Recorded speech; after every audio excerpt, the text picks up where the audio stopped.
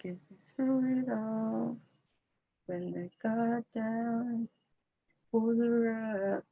Sorry. Hello.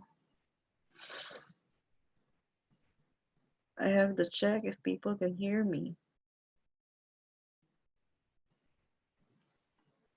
Guys, you can go to the chat box, yung nasa baba. Then you can type your name and tell us where you tell us your location, your name and your location. Then if you're a student, employee, a graduate, a baptized, carry on. If you can hear me, you can type it in the chat box.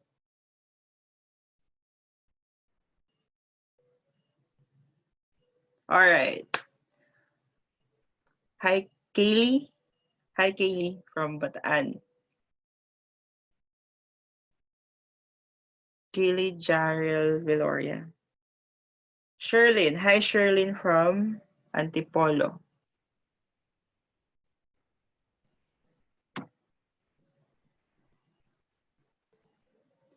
Clarissa. Clarissa from QC.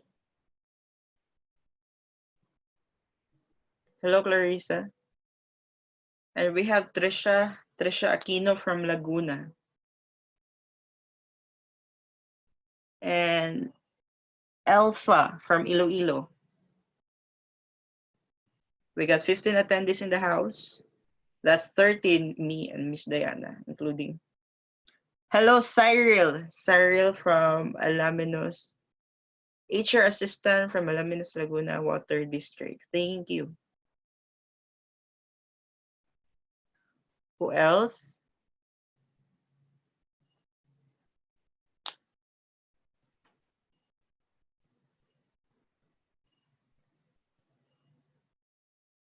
Wala na.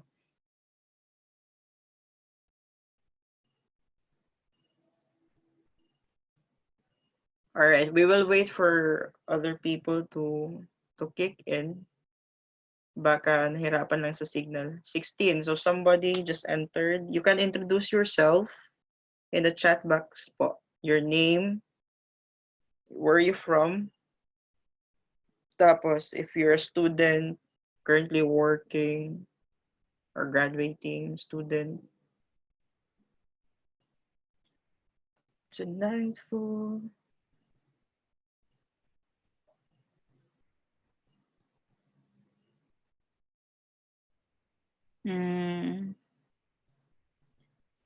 Kaylee, you're a student, Kaylee?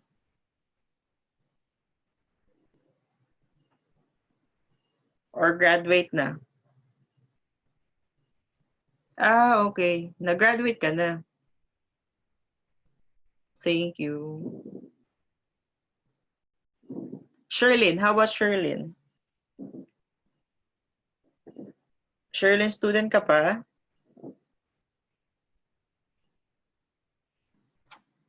Graduate 2017. And currently working? Okay.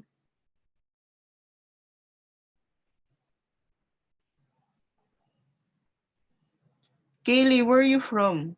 Sorry. From Bataan pala, sorry. Ulyanin lang. Clarissa.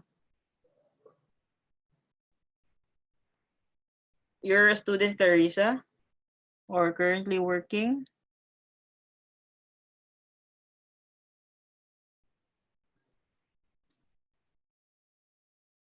Fresh grad. So year 2019.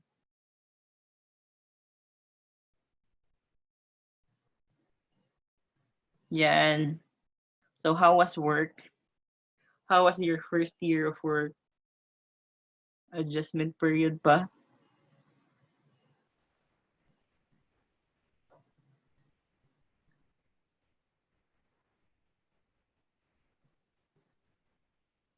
And let's go to Trisha. Trisha, you're a student or currently working?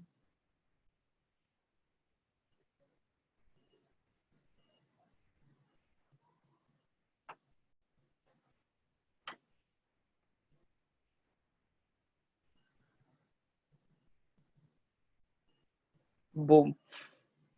All right, let's go to Trisha. Graduate 2019 and currently working. Thank you, Trisha. So we have a mature audience pala. Most of you were working. Let's have Rhea. Rhea from Alpha. Alpha from Iloilo. Student or currently working?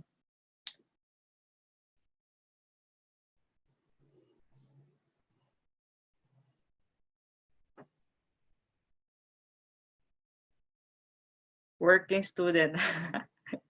Galing.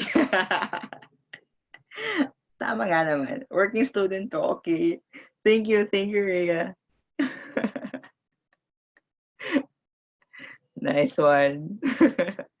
Cyril. Cyril is currently working as HR assistant. And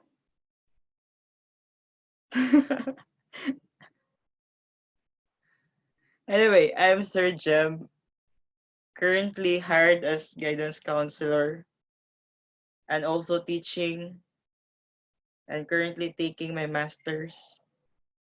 Miss Diana, mag-introduce ka.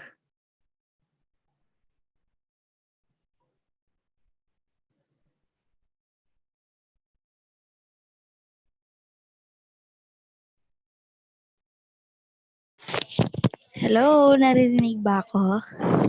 Yep, copy. Hi, good evening to everyone. I'm Miss Diana Jane Bado and I'll be your host for tonight's webinar, online seminar. Okay, I am 24 years old and currently I am also working na rin. But I have two jobs actually kasi I'm working full-time as a psychologist assistant sa isang government hospital dito sa amin sa Puerto Princesa, Palawan. Okay? 'Di ba? Malapit lang. Malapit lang. And then I also work part-time as an instructor doon sa school kung saan ako graduate sa Palawan State University. So I am teaching experimental psychology as of now. Okay, yun lang kasi hindi na kaya ng schedule mag-teach pa ng other subjects.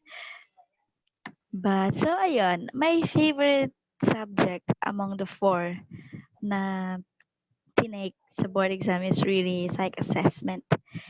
Even before graduation, yun na talaga yung favorite subject ko. So, that being said, I'll be holding a related topic to psych assessment for tonight. Okay, so Jem, I think is also going to do some introduction mamaya.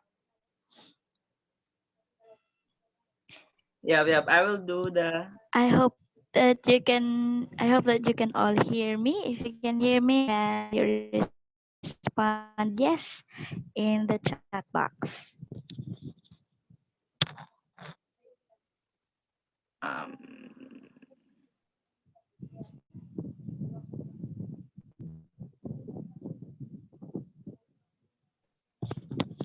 All right, thank you. Back to you, Sir Jem.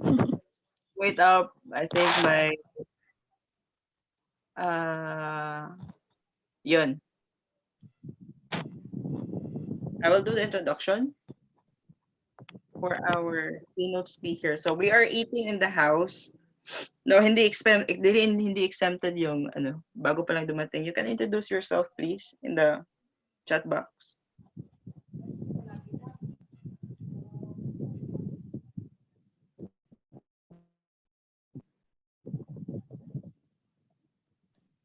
Nakasul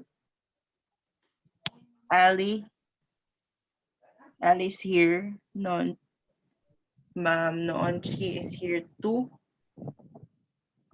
Miss Rai is here. No audio.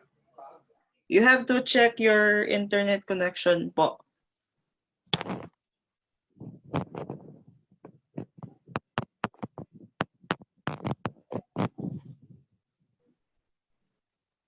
All right.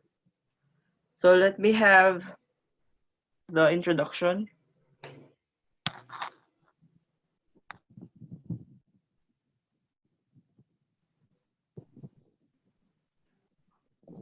Mm, working on it here. All right. Our our speaker for today is a graduate of a graduate at Leonidas Esvirata Memorial School on her elementary 2001 to 2007. Graduate on secondary at the same school at Leonidas Esvirata Memorial School. Took her tertiary at Bachelor of Science in Psychology at Palawan State University. She had her internship at Department of Health, Treatment and Rehabilitation Center, Caybaga South, Tagaytay, Cavite. And she had a certificate in psychological first aid at Johns Hopkins University. Her related activities. She was a research presenter at Synergy 13, University of the Philippines, Diliman, Quezon City on March 2019. She is also the head organizer of PSU Mental Health Awareness Day, Palawan State University. She is the resource speaker at Intervention Program for Person Deprived of Liberty in IPPF, Iwanig Prison and Penal Farm, Puerto Princesa City. She is the facilitator at Extension Program and Needs Assessment at Bahay Pag-asa Youth Rehabilitation Center, Puerto Princesa City. Her affiliations. She is the University Student Government at Palawan State University 2019. She is also a college student. She is a grievance officer at College of Arts and Humanities College Student Government. She is the president of Palawan State University Psychology Society, and she is also a member, Island Committee, at Youth for Mental Health Coalition, Inc. She is also the editor-in-chief, associate editor, and encoder at The Voice, official student publication of Leonidas S. Virata Memorial School. Her achievements.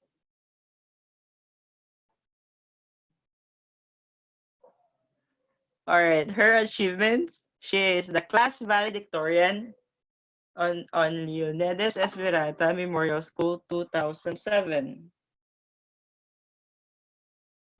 She is a class salutatorian at the same school at 2011.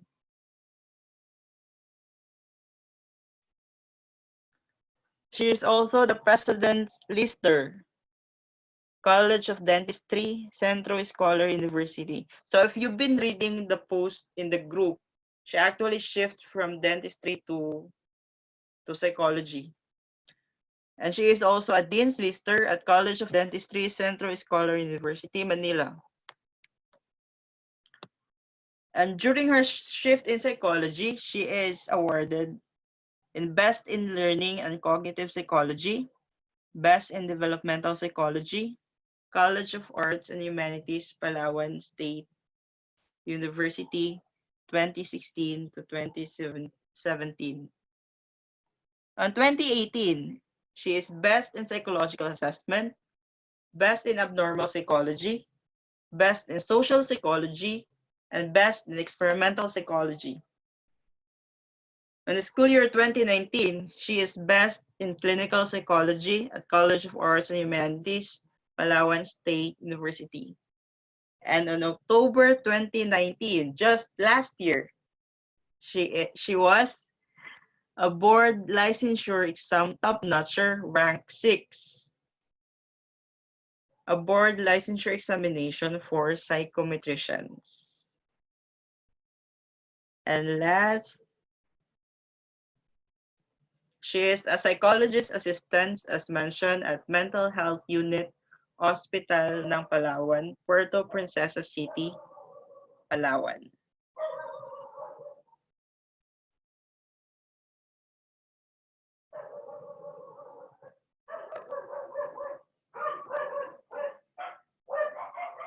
And that is our keynote speaker na nakabalik na ang signal. Alright. Miss Diana Jane Baidua. So let me give the floor to Miss Diana. I am only a moderator. Okay. Thank you so much, Sir Jem. Ayan sa mga nagtatanong if I do not have a video. Ayan, right now you can already see me. Yes, so good evening. I'm so glad to have you as my participants for tonight. Sorry that medyo may struggles sa signal ngayon. The first time that we held a webinar, signal was smooth naman. But right now, medyo na disconnect ako at some points. But I hope that you can chat if you can hear me. I hope that naririnig ako ng lahat. Just type yes if you can hear me, and then we can already start. Okay, yes. Okay, so currently I'm just at home. Okay, I'm not in any office, so pasensya if may noise outside na maririnig. But I'm going to keep my voice naman loud para I can hear what I am going to discuss. Okay? Yes po, pero paputol-putol. I think yun, sa signal sa receiving end ang magiging problem. Anyway, if this is going to be recorded for some years na yung signal.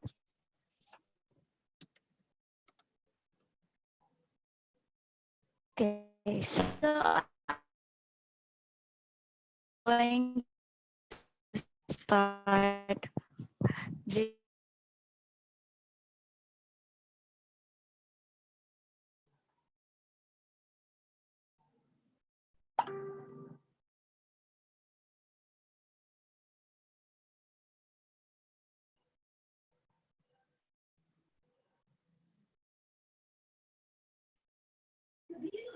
Okay, so I'm going to share the document with you.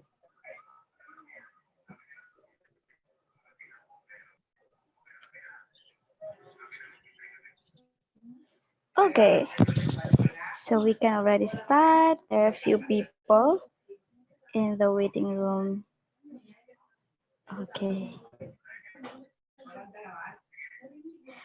Good evening.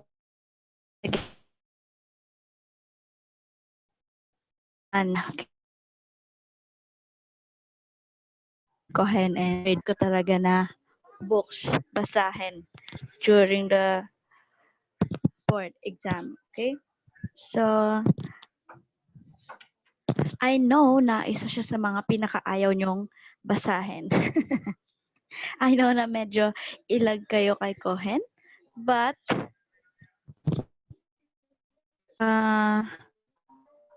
can you view the presentation? I am flashing the first slide, which is hacks in reading Cohen and Swerdlick. Yes, you can see it. Okay. All right. Okay, so that's the title page, the hacks in reading Cohen and Swerdlick. Okay. I know there's a have a negative view of this book. I've heard a lot of students say na ang hirap basahin ni Cohen, negative connotation agad sa book. Okay? So what I'm going to share tonight is based on a true horror story. Parang ganyan ang dating, no? Parang horror ang tingin natin and verdict. I know because I've heard a lot, as in a lot, of comments saying na mahirap daw siyang basahin. And bago masabi na mahirap basahin, baka naman nahirapan lang kayo sa subject na Kohen kaya you're thinking na mahirap siyang basahin. But let me give you a little background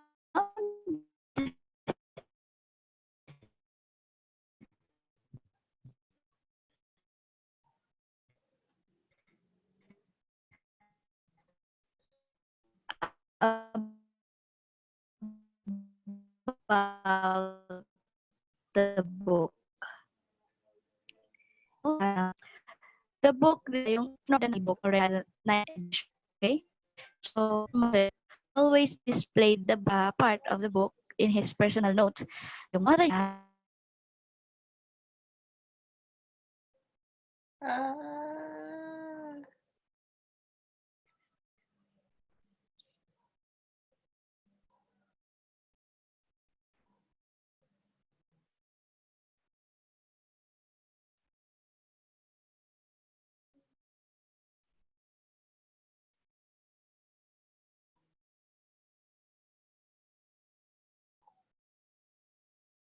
coffee table. Ibig sabihin, andun pa lang sa mga first, second, third, fourth, and fifth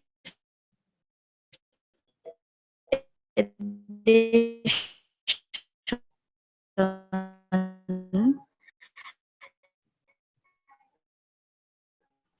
nandun na yung book table ng kanyang sabi ni Ken, my mother already writing the sixth na stroke ang mother ni Cohen and she eventually died. Cohen mentioned how this happening. Cohen mentioned how this happening has affected him. Na wala na nga yung isang person na palagi nagpapakita sa kanya na proud sa kanyang ginawang book.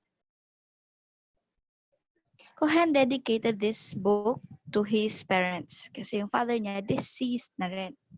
Okay? Can you imagine that? Cohen could have stopped writing the book.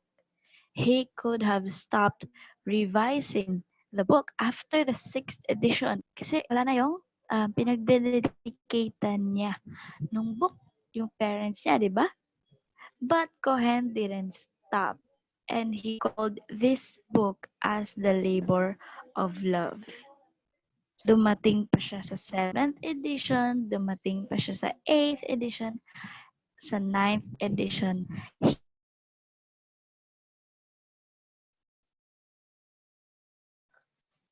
This book. Why am I telling this part? Because it all starts in how you view the book. Yun na ayaw nyo siyang basahin. Kasi, to tell you honestly, Cohen is important. If you will take percent si psych assessment, right? And mostly kinukuha yung bulk questions for the psych assessment. Sa ayaw nyo at sa gusto, Cohen will be used as a reference. Okay? There are some saying that you can also use Kaplan.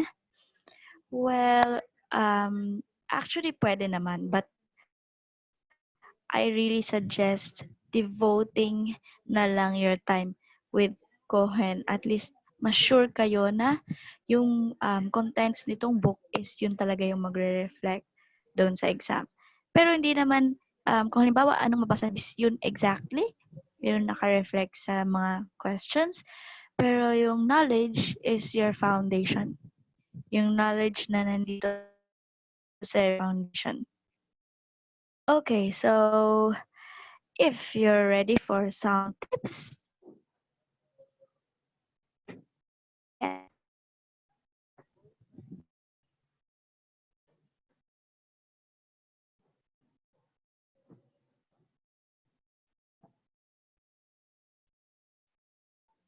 Are you with me? Are you with me?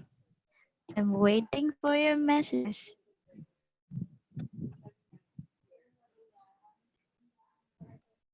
Sir Jem is with me. Any other participants that we have? Okay. I'm sensing na medyo may delay ang audio. I'm sensing na medyo may delay ang audio sa iba. Okay, but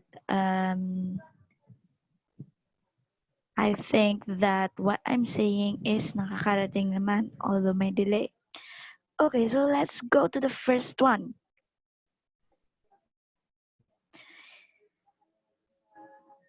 Ayan. For example lang ha, you do not have yet the book. Have the book, yung talagang hard copy ng book. And what you have is still the PDF.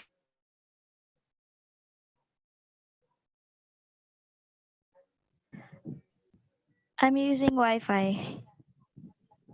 Yes, to Ali, I'm using Wi-Fi. Okay.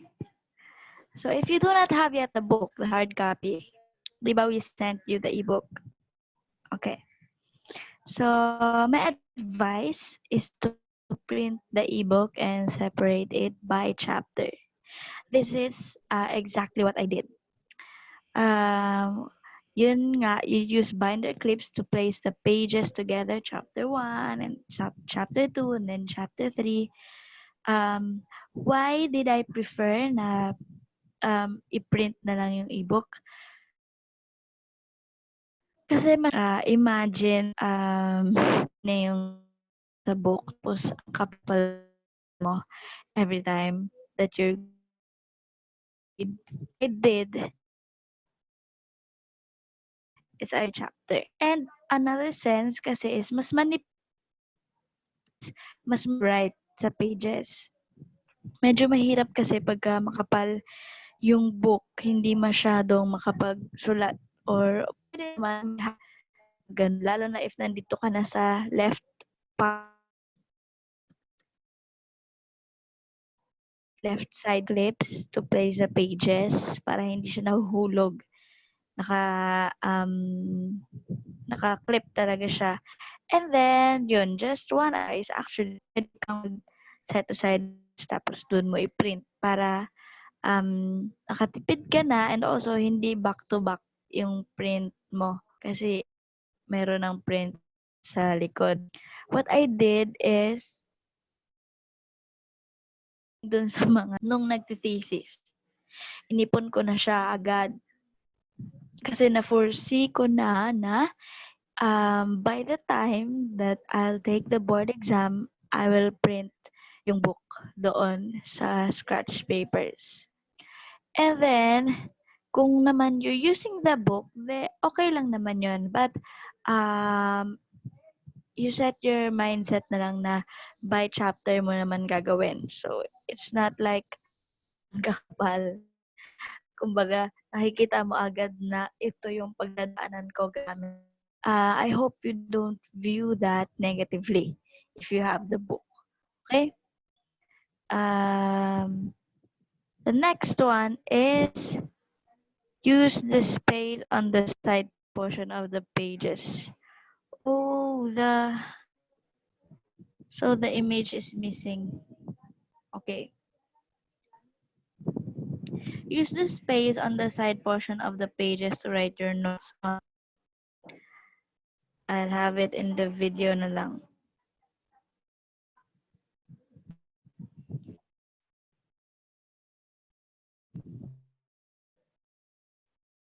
Paul? Okay. If you print, meron talaga siyang white. It to write your notes on. That's one good practice. And also, madali kasi magsulat pag manipis lang yung gamit mo na pages. Halimbawa, yun nga, chapter 1 lang yung dala-dala mo, mas madali ka makakapag-write. Yan din ang example. I always write doon sa gilid para bang naka-reserve siya for you to write your notes on. Okay? And another example, yan, ganyan. Dito sa side pages, kahit hindi pa ako gumagawa ng reviewer, nakakapagsulat-sulat na ako. Yung nasa gilid is only a note na reflects also yung kung ano yung nandito, kung ano yung sinabi dyan sa paragraph na yan. I-rewrite ko siya dito sa kabilang side. So that, pagkatapos ko, I can browse yung pages, tapos makikita ko kung ano yung mga notes na nasulat ko. Mas madali siyang makita. And by the way, I also use blue ball pen o kaya other color basta wag black. Kasi pag black, the same na with the text ng book. Black na yung text sa book, 'di ba? So I use another color para mas lumitaw. Mas kita ko yung notes ko. Okay? And after that, I'm going to share the document with you again.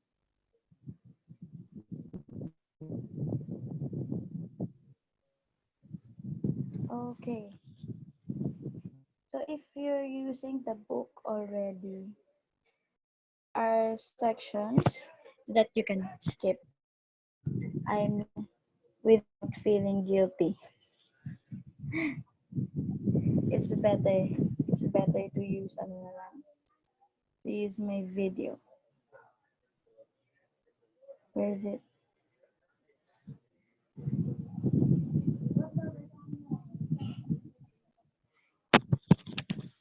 I'm having some problem kasi the photo doesn't show. Okay. Can you see it? Okay. There are some sections that you can skip. I mean, guiltlessly. This one, the meet an assessment professional. Okay, that portion, kada chapter kasi merong ganyang portion. Meet the assessment professional. Binasa ko ba yon? Yes, binasa ko siya. But, hindi na siya talaga nagre-reflect pagdating sa board exam.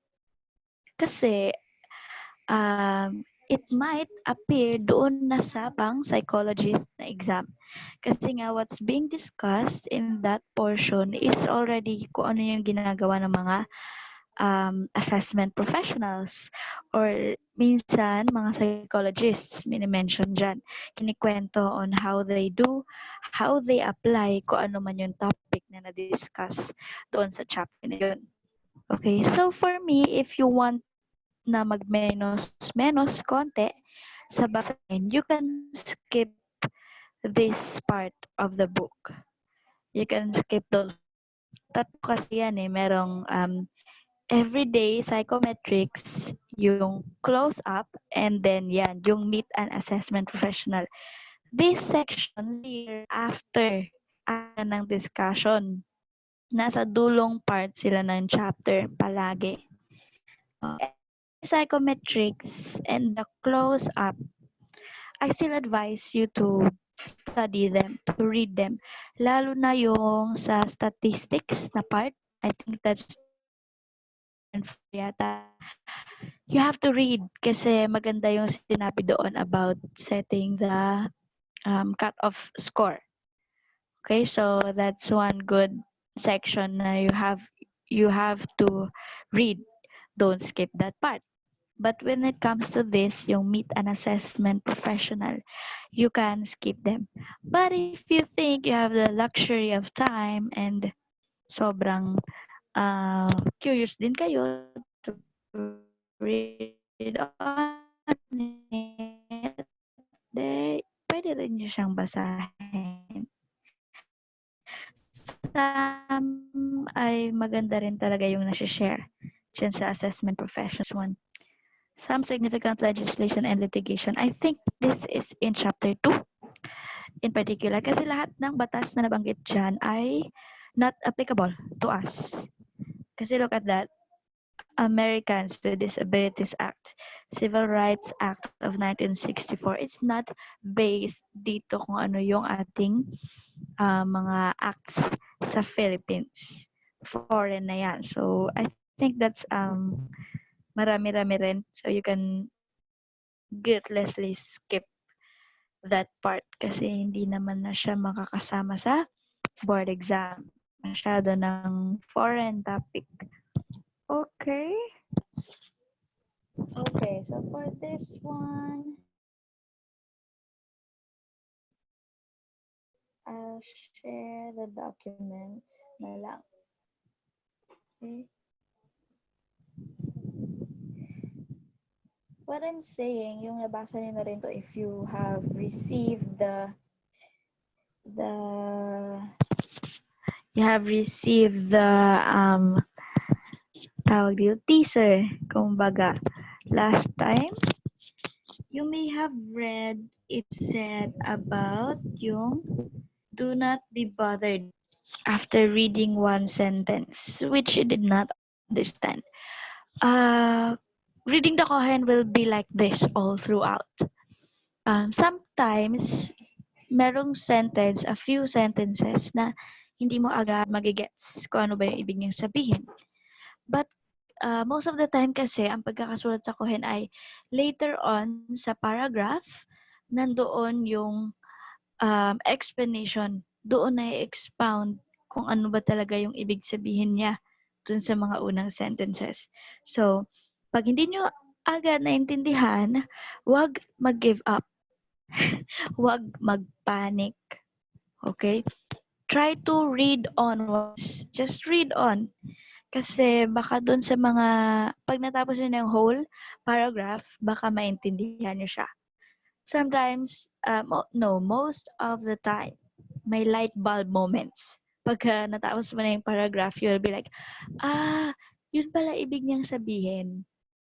Naintindihan ko na. Okay, ganun si Cohen. Kaya siguro yung iba medyo na-fatigue agad magbasa ng Cohen kasi they really try na kada sentence na sinasabi is maintindihan agad. When in fact, hindi naman siya ganun. You have to read on. And then kung after few paragraphs, di mo pa rin maintindihan, you try to read it again. Read it again. Read ka or hanap ka ng ibang reference that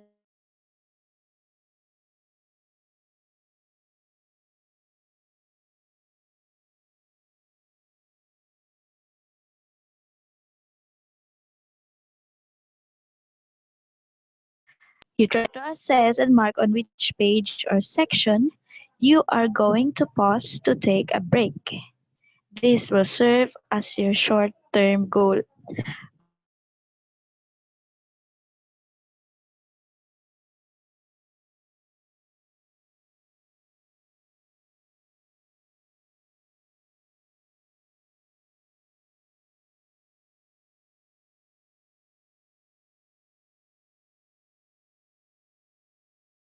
so yung hours na ide-devote mo para matapos mo yung isang buong chapter na yun.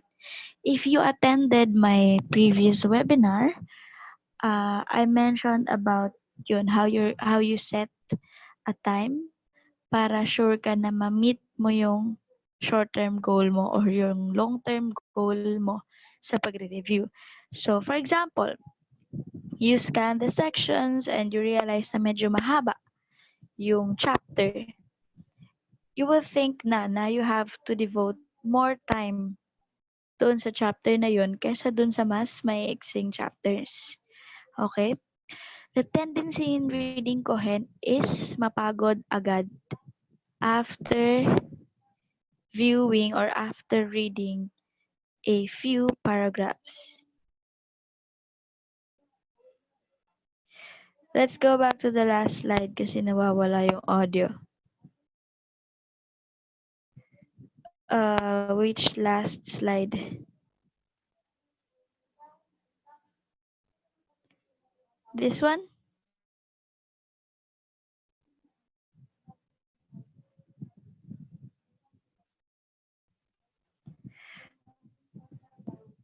Okay, sige.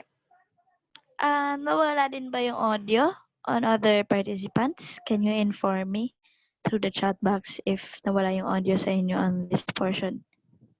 Para lang we know if nagkaroon ng problem. Okay.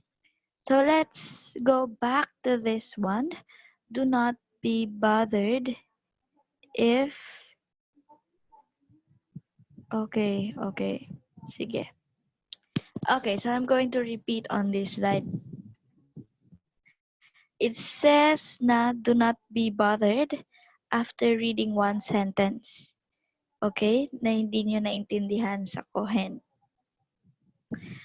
Sometimes kasi merong sentences, a few sentences about a topic na hindi nyo agad maintindihan. That's okay. Don't panic. You read on to the next portions, the next sentences, until matapos nyo yung isang paragraph, let's say. Most of the time kasi, meron lang kayong light bulb moments pag natapos nyo na yung paragraph. Like for example, masasabi nyo na, okay, yun pala ibig niya sabihin. Minsan ganon, madalas ganon pag binasa mo yung Kohen. Kasi ano siya contextual siya. More on, kailangan mo mabasa yung ikinikwento niya para maintindihan mo. The book actually, hindi naman gumagamit ng mahihirap na words.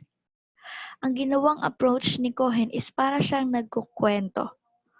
Kaya nga, if you want to understand it, minsan pagdating mo na sa maraming sentences or paragraph, saka mo naiintindihan kung ano yung sinasabi niya.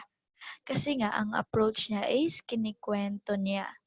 Diba? Like your experience, kung halimbawa may ibang tao na nagkukwento sa inyo, minsan sa unang part ng kwento niya, hindi mo pa naiintindihan kung ano yung gusto niya bang sabihin. But at the end of the paragraph or the section, na sama-sama mo na lahat ng information na nakuha mo at doon mo na siya naintindihan. Okay? So that's how it works. Don't be discouraged agad kung merong hindi maintindihan na sentence. But actually, I tell you, yung Kohen is hindi siya talaga kagaya ng sinasabi nila na mahirap basahin. Maganda yung approach ng book na parang kinikwento niya sa'yo para maintindihan mo kung ano yung ibig sabihin and kung paano nare-relate yung isang topic to the other topic. Okay? So, dito ulit tayo sa susunod.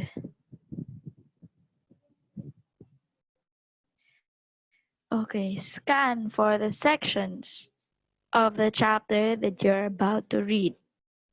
Okay, so ganito lang yon. It serves as your short-term goal kung saan ka magpapahinga. Example, nabasa ko na yung unang chapter, for example. And then, pagkakita ko sa chapter 2, mas mahaba siya.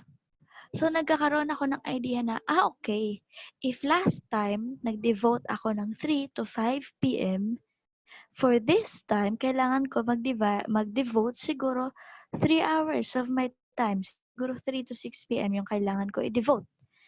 It just gives you an overview kung gaano kahaba yung chapter. And another one is for you to know when are you going to pause to take a break. Mahirap aralin yung Kohen kung hindi mo siya na-follow through kada section. What I mean is, kumbaga, kalagitnaan pa lang ng section, you stopped, tapos nag-continue ka, tapos kalagitnaan ulit ng second section, medyo nabibitin yung thought. Mas maganda kung per section or kada subtopics ng mga section na yon. Makikita nyo naman yon sa book Meron kasing mga, yung font is all caps. So you will realize na, okay, ito another section. And ito yung mga subtopics niya. Okay. You assess kung kailan kayo magpo-pause to take a break. Why? Because the tendency reading Cohen is mapagod agad after reading a few paragraphs. You might feel na marami na kayong nabasa when in fact malayo pa kayo sa goal nyo. Okay? What I do is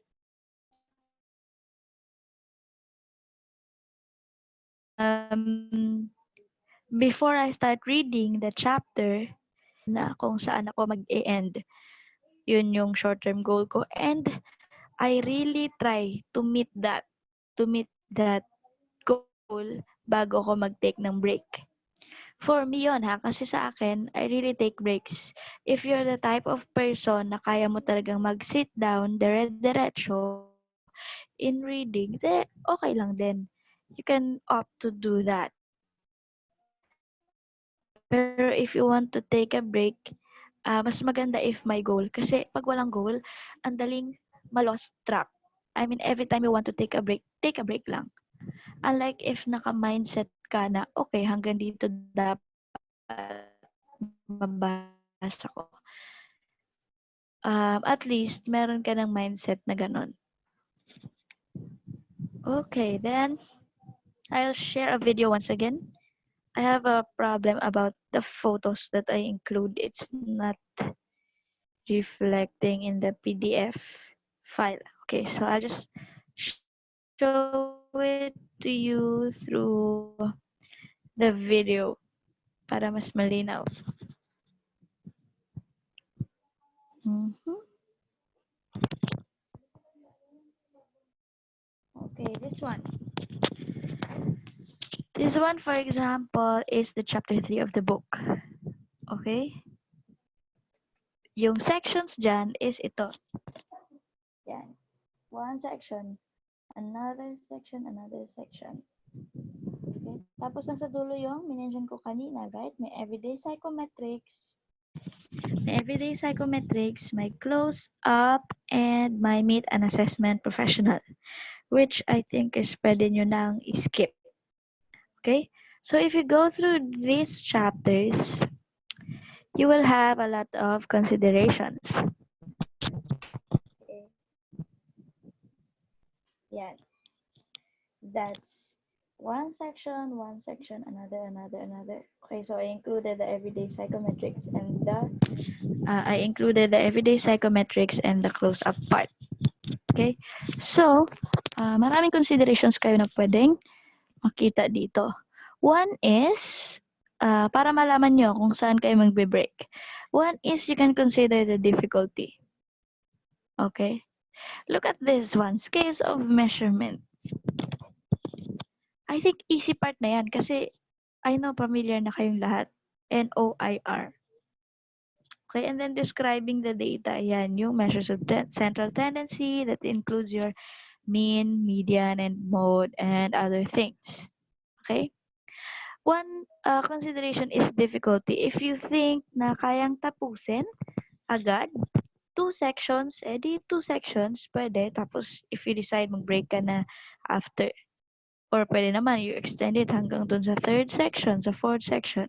Pwede rin. Another consideration could be, yan, yung number of pages. Pwedeng bilangin mo lang yung number of pages and think kung saan kaya magandang magkaroon ng break. Pero mas magandang i-consider is yung difficulty or both. Both. You might consider kung ilan yung pages and kung ano yung level of difficulty. Okay? I really do this. I think talaga planning for your review is essential. And also, yung part ng planning, if you attended my previous webinar, para mo na rin siyang pahinga. Kasi at least you're not yet reading, but you're doing something that can help you sa review mo. So, ang pahinga ko, kasama na dun yung pagpaplano sa review ko. Kasi nakikita ko talaga dun, how much time do I have? And how much time do I need? So, I really plan for my review. The next one is this. Yan, nasabi ko na nga.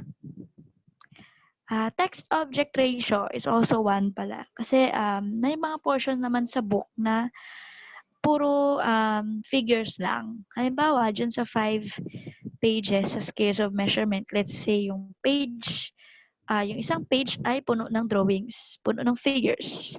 At least, skip nyo na yon. So, yun yung kahalagahan ng scanning for the pages that you're about to read para matansya mo yung time that you're going to devote on it. Okay? So, we have the next. Yan. Back reading. Ginawa ko lang siya na term na back read. Okay, after finishing a section, okay? Note, it is a section. Pause and try to recall what you have read. Okay, a section yan na. For example, dito. Pagkatapos mong matapos yung scales of measurement. As a whole na yun, as a whole. Buong scales of measurement. You pause and then you try to recall what you have read. Okay, recall lang, kahit wala pang sulat, recall lang. Tapos pag na-recall mo, saka ka mag-scan ng pages back. It's like confirming to yourself na tama yung naalala mo dun sa binasa mo. Okay, it's easy to imagine dun sa scales of measurement. Pero pag dumating na kayo sa mga more complex topics, it works yung back reading kasi kumbaga nare-reinforce. Kung ano yung naalala mo sa memory mo, mare-reinforce siya pag nakita mo ulit na, wow, okay, naalala ko yung binasa ko. Nare-reinforce siya like, wow, tama yung naalala ko. I'm doing good. Ganon kumbaga ang effect niya. And at the same time, it helps you to memorize, to recall kung ano nga talaga yung nabasa mo. Okay? Hindi kasi ako halimbawa, after every subtopic, halimbawa, nominal. After reading about the nominal, kailangan ma-remember ko agad, masa ulo ko agad, parang ganon. Hindi ako ganon. I prefer and I advise by section. Kasi as you read on, mas ma-organize mo yung topic sa isip mo. Tapos you just recall per section. Okay, tandaan yun per section. We're talking about per section dito sa back reading. Sa first part ng back reading. Then, we go on to the next. You make handwritten reviewers. Okay, I do this after I finish each chapter. Okay, each chapter, and not each section, and not while reading the sections or chapter for the first time. Ang ibig ko lang sabihin doon is, pag nagre-review ako, hindi ako agad-agad gumagawa or nagsusulat nung mga reviewers. Nagbabasa lang ako. Nagbabasa ako pagkatapos nire-recall ko in my mind. Or kasama dyan, or nagno-notes ako doon sa book. But not yet reviewers, kagaya nung ipapakita ko sa inyo mamaya. Okay, I finish the chapter as a whole muna bago magawa ng reviewer. Yun nga, some paragraphs or sections can be transformed into tables or rewritten in bullet form. There are many paragraphs sa Kohen na pwede mailagay into a table para mas ma-arrange siya. That's one tip para sa inyo. Maraming paragraphs sa Kohen. Mahirap kasi siyang tandaan kung in a paragraph form. Para kang nai-information overload. Pero pag nakita mo siya in a table o kaya figure, mas madali siya ma-remember. Okay? Yan, this one. Be creative. You can use graphs too. And other forms. Depende sa inyo kung gaano kayo ka-creative. Nasa sa inyo yun. Handwritten is better kasi studies na ang nagsasabi na as you write, your memory of whatever you're writing increases. Mas nagwo-work siya for your memory. Okay, so ano bang i-include ko next? Before I show you some of my reviewers, okay, this is the summary, okay?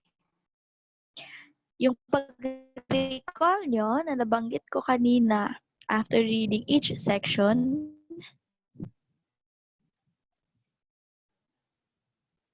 yun yung first test of your memory. Okay? I'm going to share na lang once again. Let's go back to the presentation.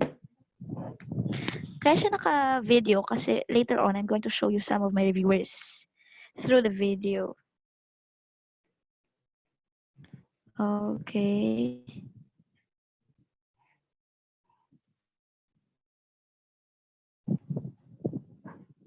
This one. Okay, the first test of memory is yun.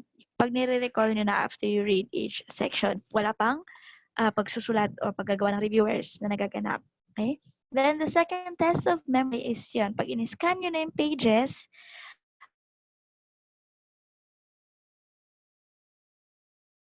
back, tapos yun, na-realize nyo na, tama pala yung naalala ninyo. The entire chapter, once again, to make handwritten reviewers this time. Okay? Habang ginagawa nyo yung tatlong portions na yan, mas naaalala nyo yung nabasa ninyo. Okay? Nilalagay ko sa dulo na ng chapter yung paggawa ng handwritten reviewers kasi babalikan nyo rin yung mga pages para makita nyo kung ano yung ilalagay nyo sa reviewer ninyo. Kaya nga, di ba, you can put notes doon sa gilid ng pages.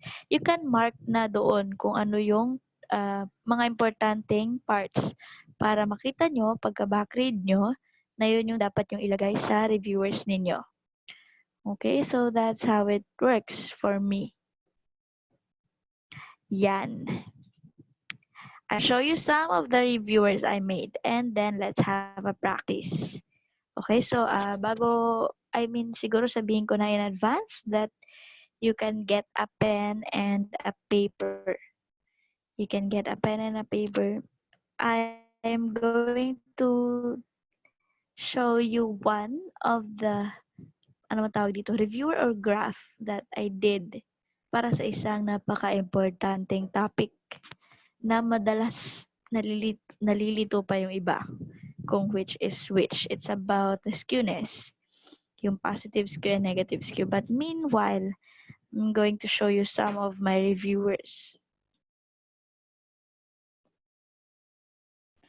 My video is on, okay?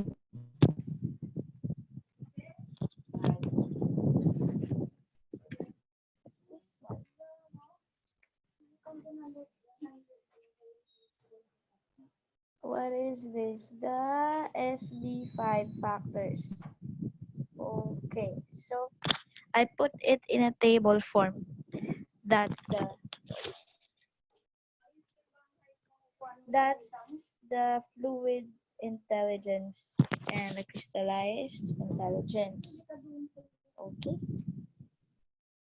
That's fluid and crystallized intelligence. I put it in a table. Pagka nakita niyo siya sa Cohen, most likely it's in paragraph form. Okay. And nga pala, my reviewers are typically small. Nasa small sheets of paper siya. Okay. Meron ba ito sa likod? Okay. Meron din siyang sa mga important definitions. I also write them. Kagaya niyan kasi magkaiba sila ng definitions sa G. So, I wrote kung ano yung kay Spearman, ano yung kay Thorndike. Okay, let's have another one. This one naman ay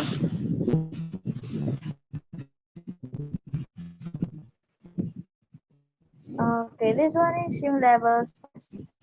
May level A, level B, and level C. So, yan siya. Nakasulat lang siya. Naka-table form. Okay, and wala na next. And then we have this one.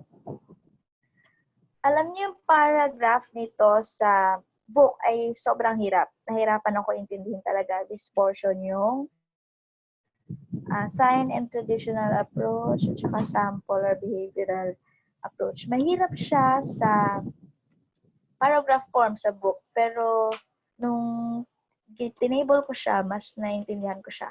Mas madali. So, yun lang yung ano niya. Cons talaga na pros pagka nag-table form ka. Okay? And then, meron din yan sa MMPI. This is the MMPI scales, tapos yung revised form. Okay. In paragraph form din siya, I remember na sinabi sa Cohen. Pero yan, table form din siya sa akin. And this one talaga favorite ko. This is mostly the whole chapter 8. The whole chapter 8 of Cohen is in this little sheet of paper. Yan. Part 1, yung test conceptualization, test construction, and then, okay, yung test tryout, the item analysis, and then this one, the test revision. Okay, so sinusulat ko lang siya yung mga keywords na will help me remember. Okay, so it's up to you. Some people, they like it malalaki, nakadikit sa walls. Pero kasi kung saan ako nag-stay before, bawal naman talaga magdikit. So I write them in small sheets of paper. That's an example. Okay? Yan ang favorite ko, si test conceptualization. Okay, for the next part, how about if we have some practice? Okay, I'm going to teach you the reviewer or the material that I made para madali kong matandaan kung alin yung negative skew at yung positive skew. So you just get a paper and a pen. Okay?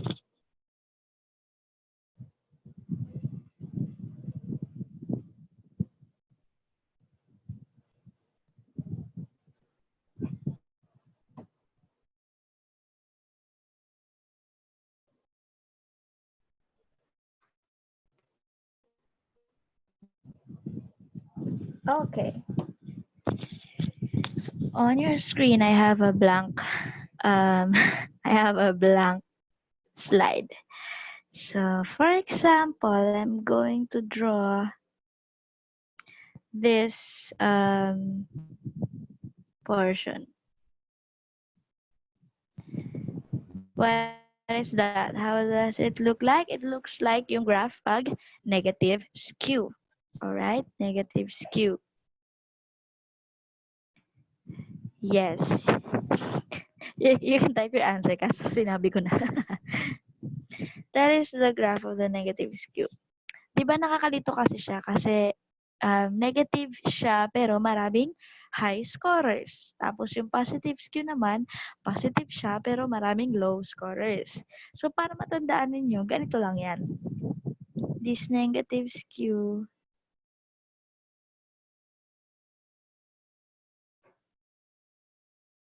okay.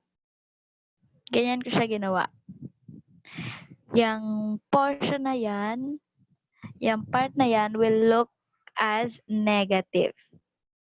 Okay? I hope you remember that. Kahit pagdating ko sa review center, marami pa rin nalilito and ako, oh my God, remember ko na yan. Tanda ko na siya how it looks. Perhaps we can do it again with the same color. Okay. Ito yung na-highlight. Okay? And then, it is negative. Okay?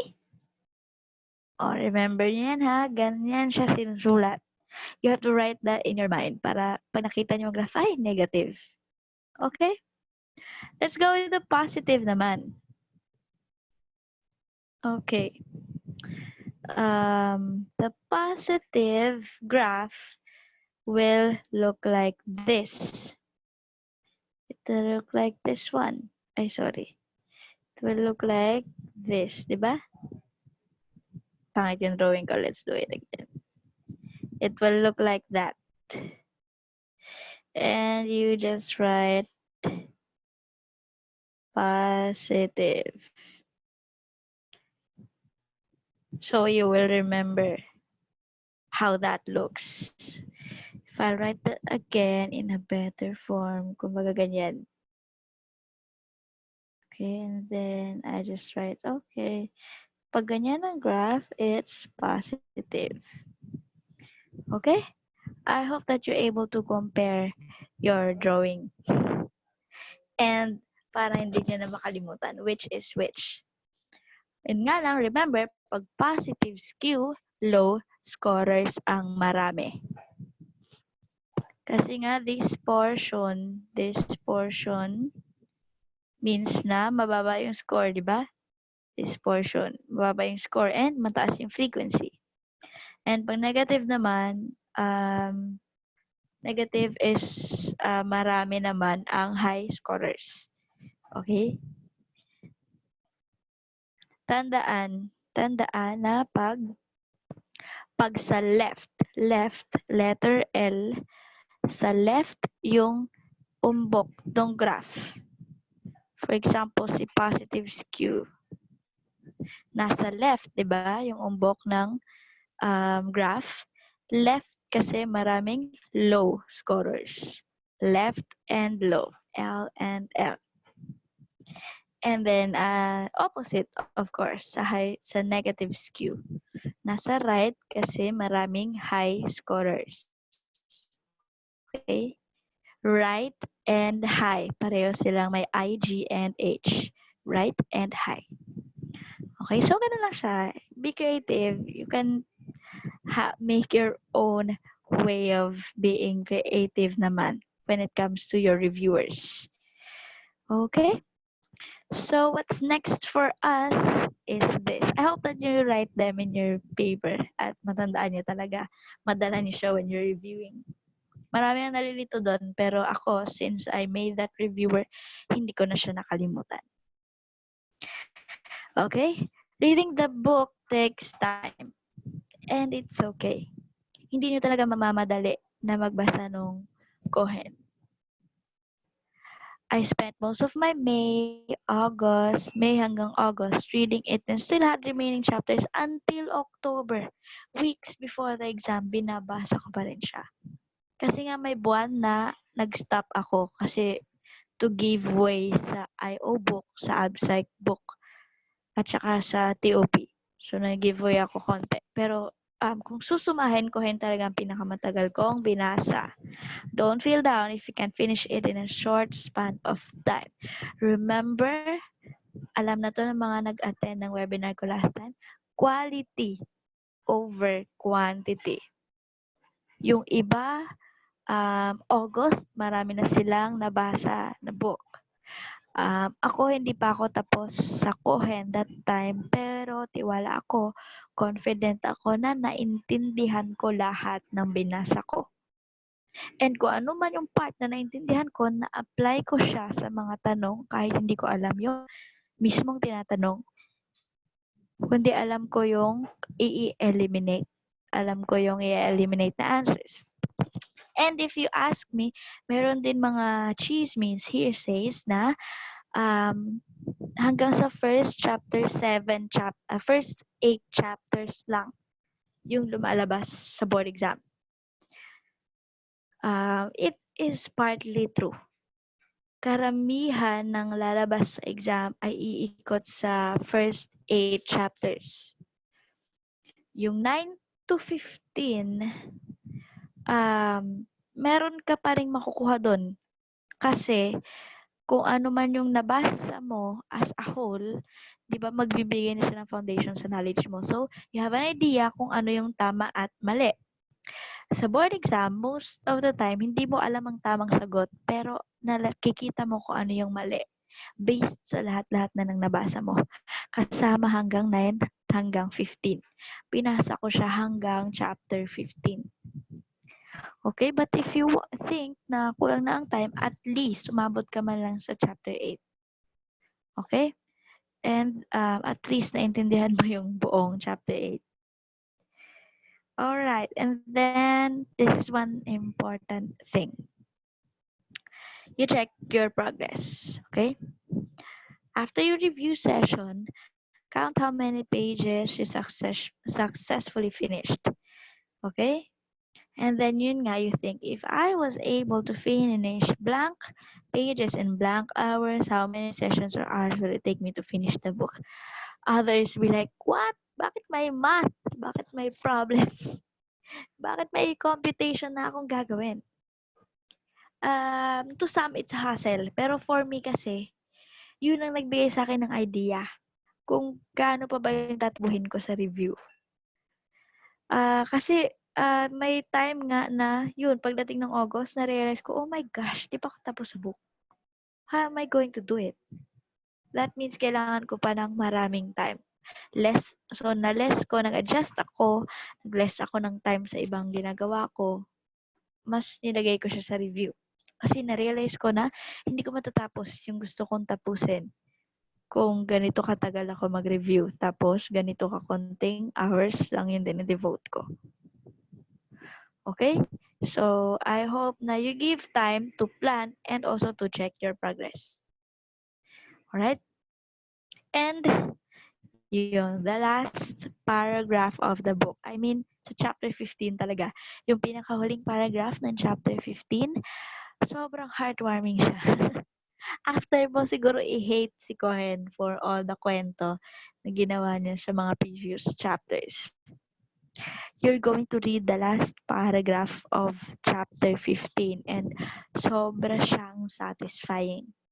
Sobrang satisfying talaga siya. If you stop in chapter 8, learning is there. Pero nung na-reach ko yung chapter 15 and nabasa ko yung last paragraph, I realized na wow, fruitful nga pala yung nilaan kong time para basahin yung buong Cohen. Okay, so naka-add pa siya ng motivation sa akin na, okay, go na tayo, aralin na natin yung iba, yung Psych, mag-IO na tayo.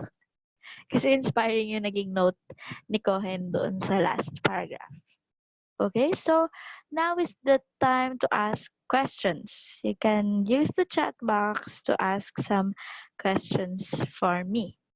Okay?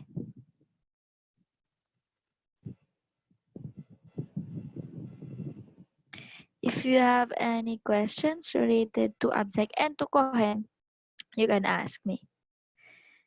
And by the way, did I read Kaplan? No, I didn't read Kaplan. Cohen all the way talaga.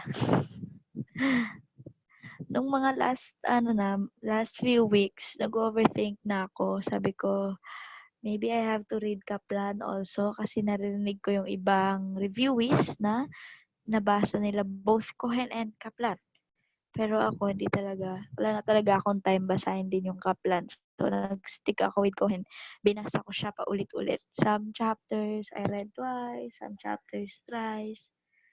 Yung ganun. Inuulit ko lang naman yung buong chapter if gagawa ko ng reviewer. Pero yun, if nakagawa ka ng reviewer ahead of time, pwedeng hindi mo na ulitin yung chapter kasi doon ka na lang sa reviewers mo. Kung tiwala ka sa nagawa mong reviewers. Okay? Sir Jem is muted. Okay.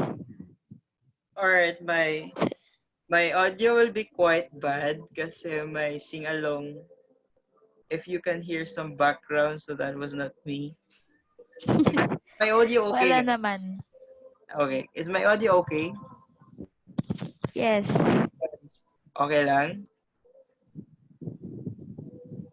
Alright. Alright. Thank you, Sai. Thank you, Miss Diana. Yeah, you can type your questions on specific strategies because we can't go dig down on the topics kung may tanong kayo regarding psychological assessment by topic. But the purpose of this online seminar is for you to ask specific strategies that we can add. Yun. Because malaki kasi yung book. I mean, mahaba yung book.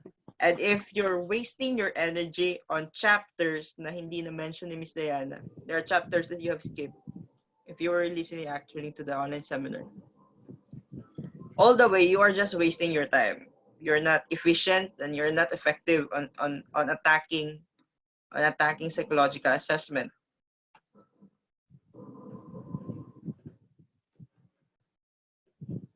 So yun, you can raise questions.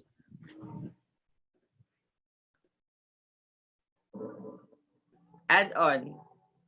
Some of the basic strategies by those who take the board exam is reading and summarizing.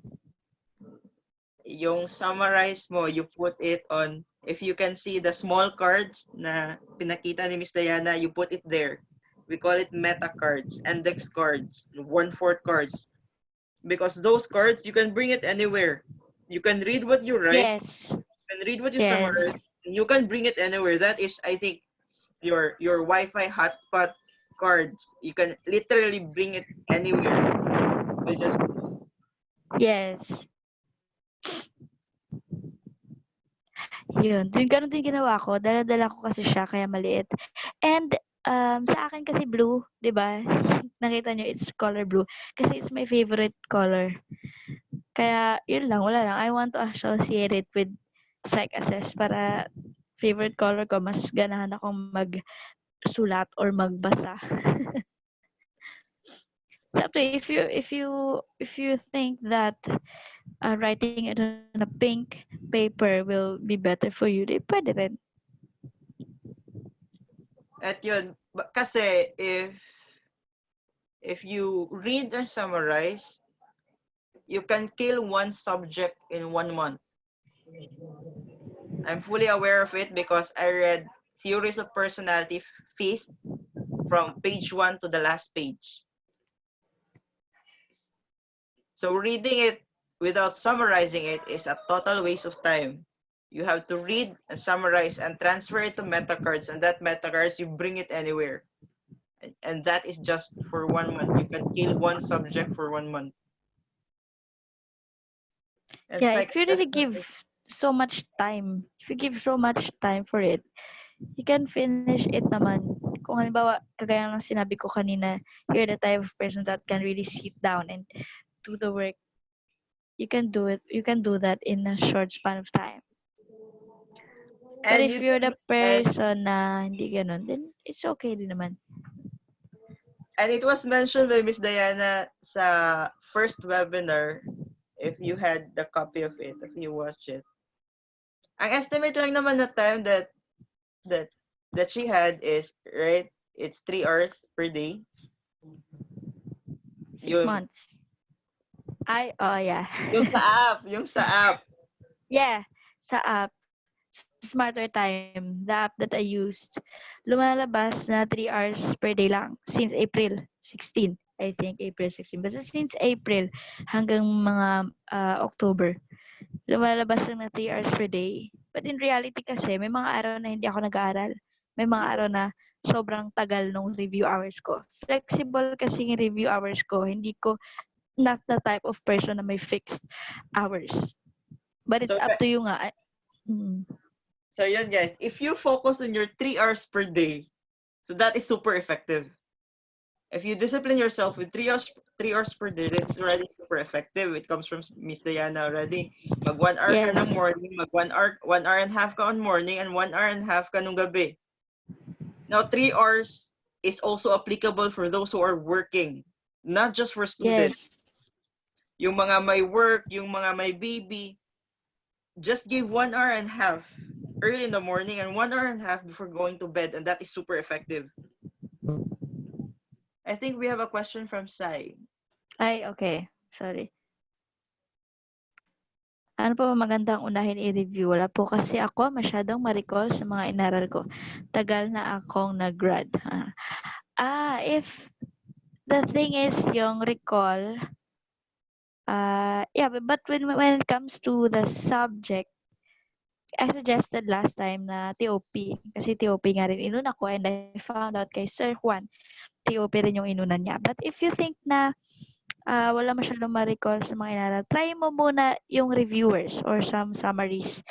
Look for them kasi baka refresher yung need mo bago ka mag-go dig deeper into the specific topics.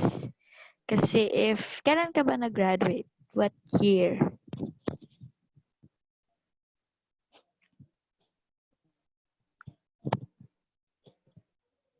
2014, 15, 16, 17. So that's 5 years already.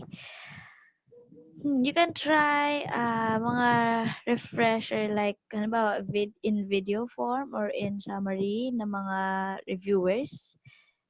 Mag ano ka lang para lang maka-recall just sa basics ha, and then saka ka basa ulit on the topics, yung mga major topics na mako-cover. TOP is Alright. good na unahin.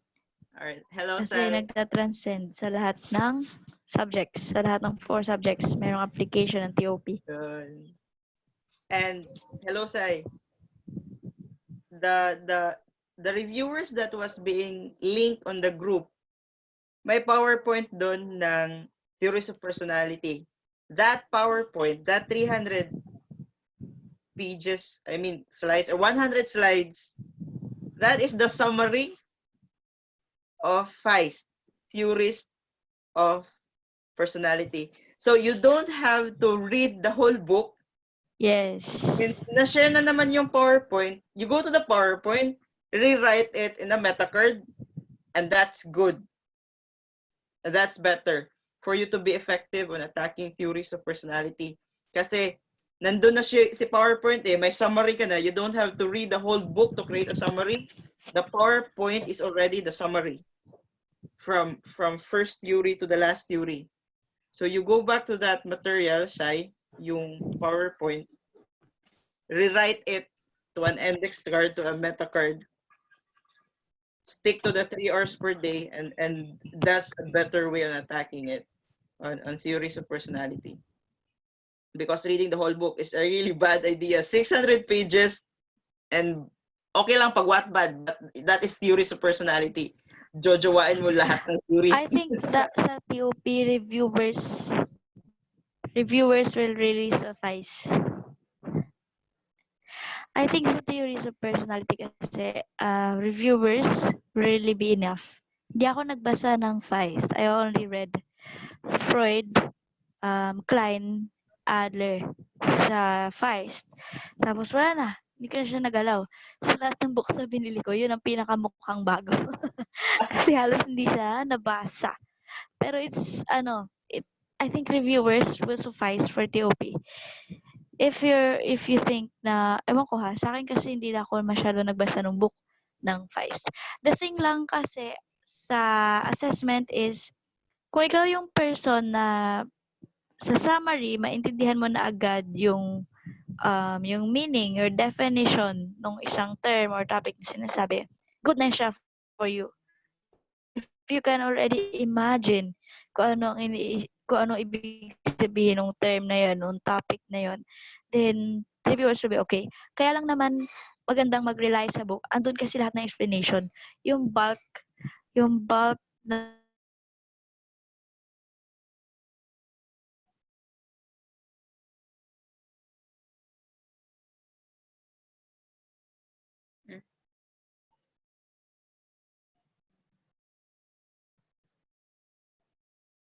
All right, someone's audio is...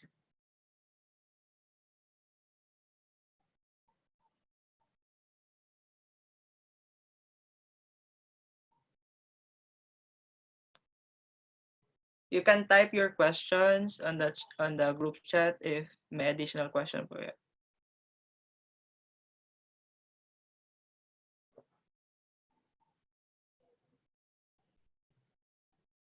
And it's true, mahirap talaga si psychological assessment because we're talking about ethics, statistics, psych assessment.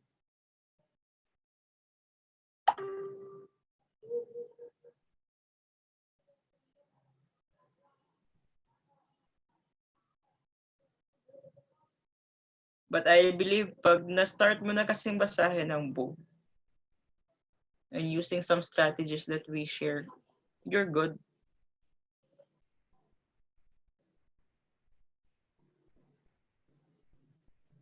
Then,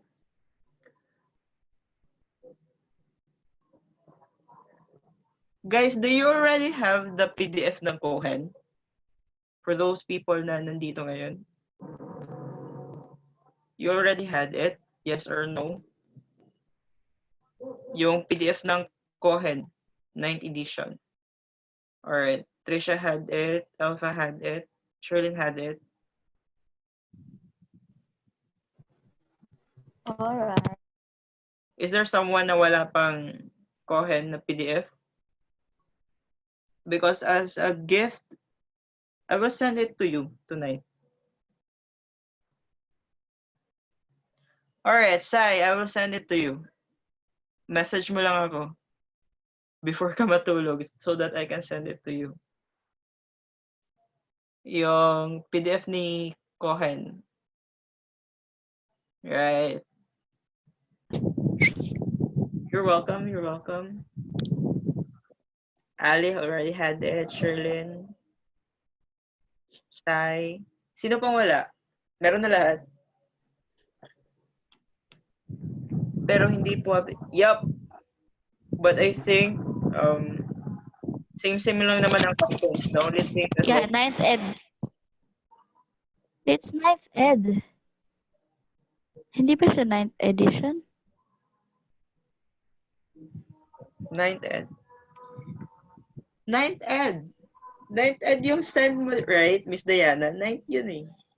Yes, it's the ninth edition yung ginamit ko. 9th ed alpha. Or I think we're using 9th ed. Okay. Yung PDF mo. Sige. Do you want the 9th edition? Yes or no? Yes! 5, 4, 3. Okay. Alright. You have to Say yes, say yes.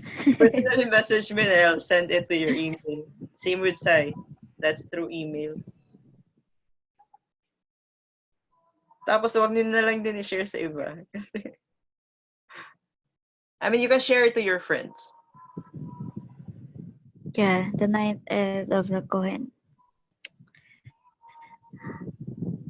Love na love ko kaya yung Cohen. I don't really understand why some people don't hate. Some people hate the book. And I'm like, what? Ganda kaya ng pagkakagawa. Sabi ko, kukwento lang naman siya. Pero may some parts talaga na ang dami sinabi. Pero yun lang wala ibig sabihin. May mga ganong parts siya. I forgot kung anong part yung sinulatan ko ng ganon. Na marami siya ikukwento. Yun. Yeah, that's, for me, that's a natural instinct kasi most of the hard subjects, we're trying to avoid it and play it safe. So it happened, Cohen, parte siya ng psych assessment. Kaya Yan. most na take ng board exam is trying to avoid Cohen. Like assessment siya eh.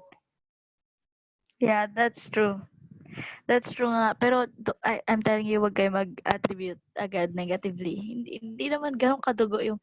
Actually, mas mahirap basahin ng Barlow. For me lang ha, I think. Mas mahirap basahin yung Abnormal Barlow. psychology? Okay. Sobrang ano siya, information overload. Yeah, daming disorders eh. Hindi, kasi ang pagkakasulat ng Barlow is kada paragraph, kumbaga, iba discuss. Kumbaga may specific siyang sinasabi. The thing with Cohen is the whole point out. And there are no terms talaga. Unlike sa abstract, syempre mas marami ang terms. May mga ano pa minsan, kung anong tawag sa treatment, kung anong tawag sa gamot. Diba meron pang ano sa Barlow, mga research, kung ano yung findings. May mga ganun eh. Maraming infos ang Barlow. Marami lang kwento ang Cohen.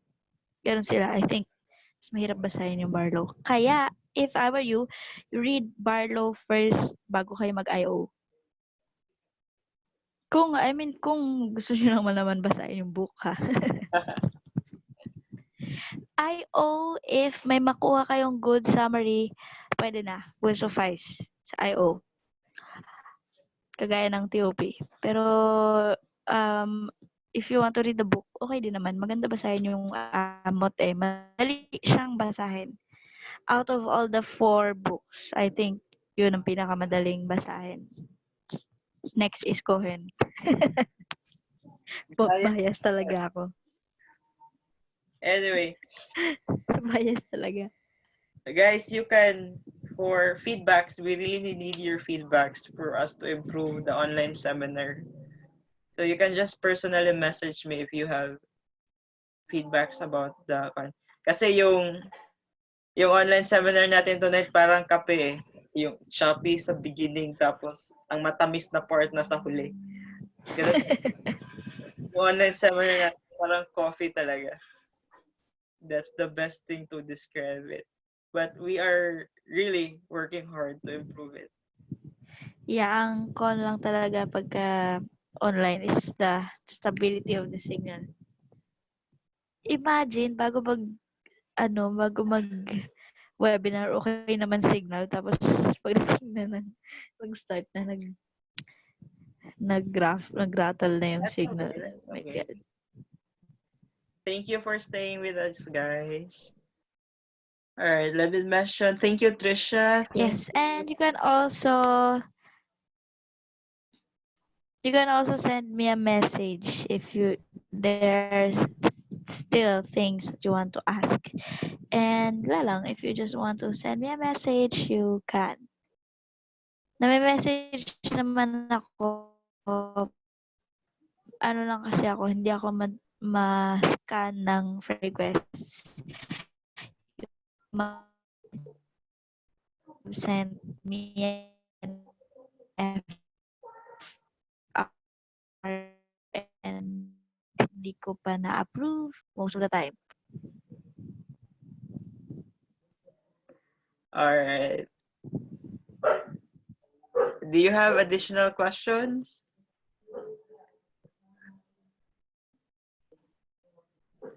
Welcome, Ali.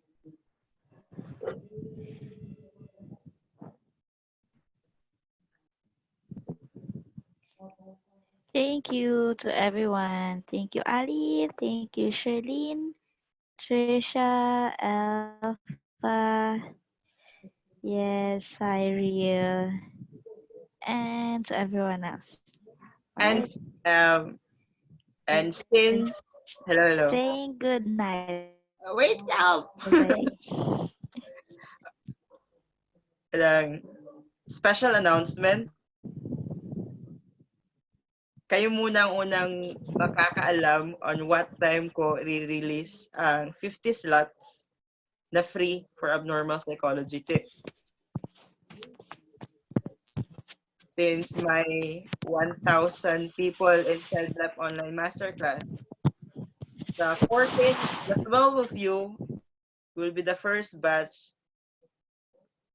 Again, it doesn't mean may reserve kayo na slot. I will just tell you what time I will open the slot. Is that okay? Hello, walang nag-reply. Yan. Wala si Sherlyn lang. Okay, okay. All right, here it is. Monday, it will be open at 8 a.m. I will schedule a post or I will post it on 8 a.m. Now, Monday, 8 a.m. And now, you have to comment your email. Right? Monday, 8 a.m. and you have to comment your email. So that's the only spoiler that I could give.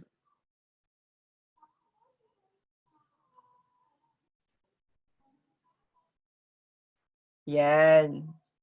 Monday, 8 a.m. Comment your email. That's it.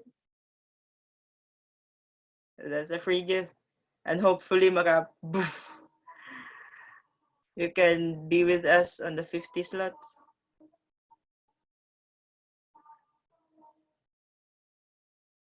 All right, all right. You're welcome. You're welcome.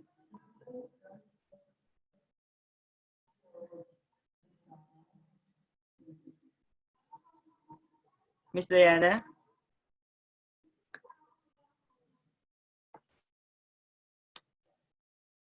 Hello, Miss Diana.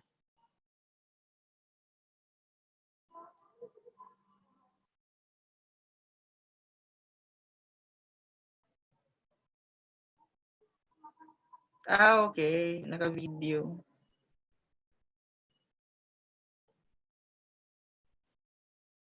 Mm.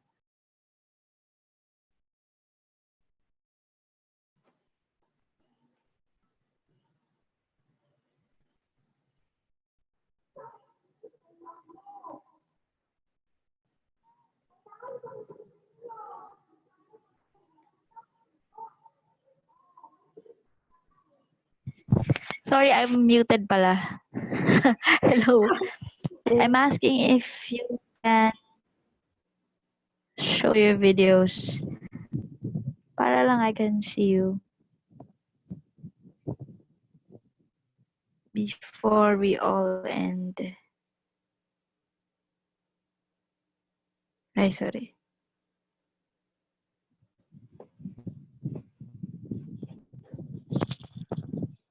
Who has a